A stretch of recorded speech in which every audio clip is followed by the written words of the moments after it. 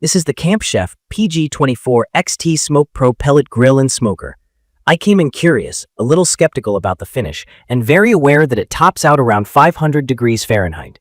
After living with it, I've got a clear sense of where it shines and where you need to manage expectations. The footprint is friendly for a 24-inch class cooker, about 24.5 inches deep, 47.5 inches wide, and 50 inches tall. At 133 pounds, the cart feels substantial and not flimsy.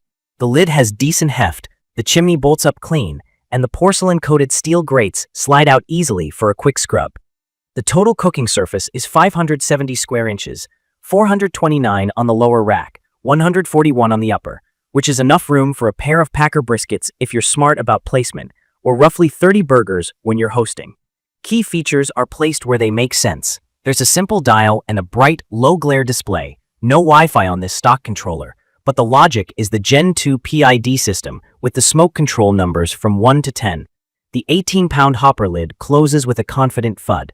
The ash cleanout lever and cup are tucked neatly below the firepot, and the grease bucket hangs off the side. Construction is steel with a coated finish, and a stainless temp probe is included. Some listings say 2 probes. Mine shipped with 1. That mismatch shows up across retailers, so it's worth checking the listing if a second probe matters.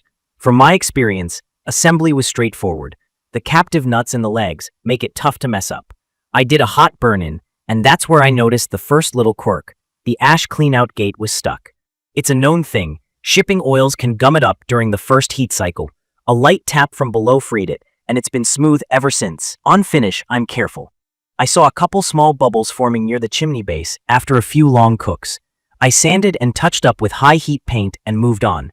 Not ideal, but manageable. The controller offers a range from 160 degrees Fahrenheit to 500 degrees Fahrenheit. It also has those smoke numbers. Here's the simple way to think about it. Smoke 1 runs clean and precise, less smoke flavor. Smoke 10 is dirtier on purpose, with more temperature swing to boost smoke. If you're new to pellet grills, that trade-off is the trick. In my opinion, this is where expectations matter most. At 225 degrees Fahrenheit on Smoke 3, I routinely see the cooker hover within about 5 to 10 degrees. It gets to 225 degrees Fahrenheit in roughly 10 to 12 minutes in mild weather. On brisket nights, I've done the early phase at 200 to 215 degrees Fahrenheit, with a smoke setting around 7 to lay in more smoke, then bumped up to 250 to 265 degrees Fahrenheit to finish. Chicken thighs at 275 degrees Fahrenheit with Smoke 2 get that golden skin and stay juicy. Ribs at 240 to 250 degrees Fahrenheit with Smoke 5 deliver a nice kiss of smoke without going into jerky territory. The 18-pound hopper gives me around 10 to 12 hours at low and slow, obviously depending on outside temp and pellet quality. I did run into one flameout, and it taught me a lot. I was trying to hold about 205 degrees Fahrenheit overnight, windy and cool outside with a high smoke number. The temp overshot into the 300s, then fell off a cliff and the fire died. When the auger restarted, it dumped pellets on a smothered pot. That's the failure you'll see talked about online. Since then, my rules are simple. If I go under 225 degrees Fahrenheit, I don't run a high smoke number. I keep the fire pot clean, I use fresh, dry pellets, and I don't leave it totally unattended until I've watched it behave for an hour. It's been stable since adopting that pattern. If you get a controller that seems flaky, Camp Chef support has been decent with replacements, and there's a Wi-Fi upgrade path if you want better monitoring. Searing is the other reality check. Without direct flame, 500 degrees Fahrenheit is not steakhouse hot. I can get passable burger sears and a decent crust on chicken, but for ribeye or smash burgers the way I like them, I use a hot cast iron or add the sidekick. The XT is designed to smoke and roast well.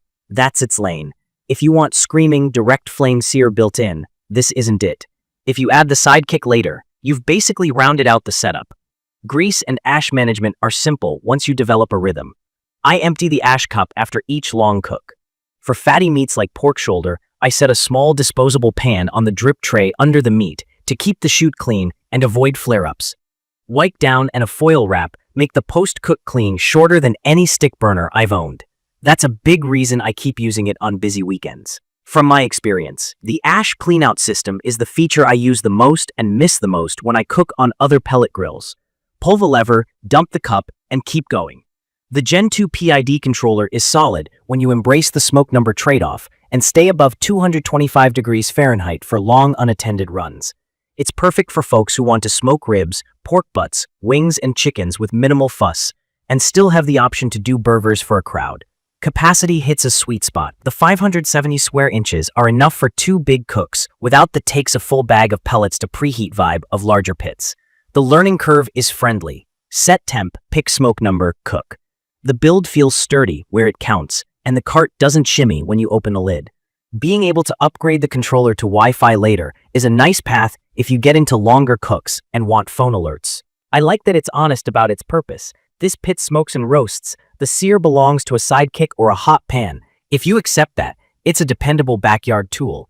Pellet flavor is lighter than a stick burner, but if you run lower in the first hour and lean towards stronger pellets like hickory or oak blends, you can get a satisfying profile without over-smoking.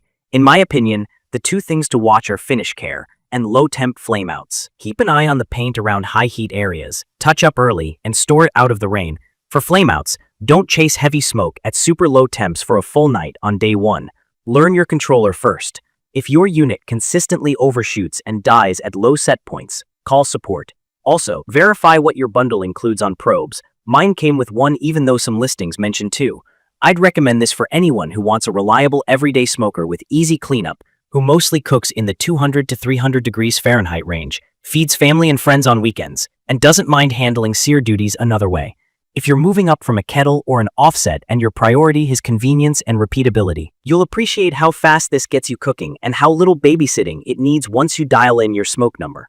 If hardcore searing or heavy smoke is your top priority, plan for a sidekick or consider a different style of cooker. In conclusion, the Camp Chef PG24XT nails the basics that matter to me.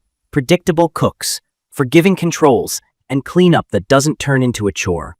It has quirks, and it rewards a tiny bit of setup discipline. Clean pot, dry pellets, smart smoke settings. Treat it like a smoker roaster with a modular path to searing, and it's a dependable backyard partner. Treat the finish as maintenance, not a forever coat, and you'll keep it looking good. That's the honest trade here. Simplicity and convenience in exchange for a little care and an understanding of how the controller balances smoke versus precision. If this video helped, hit subscribe and drop your questions or your own tips in the comments. Thank you for watching.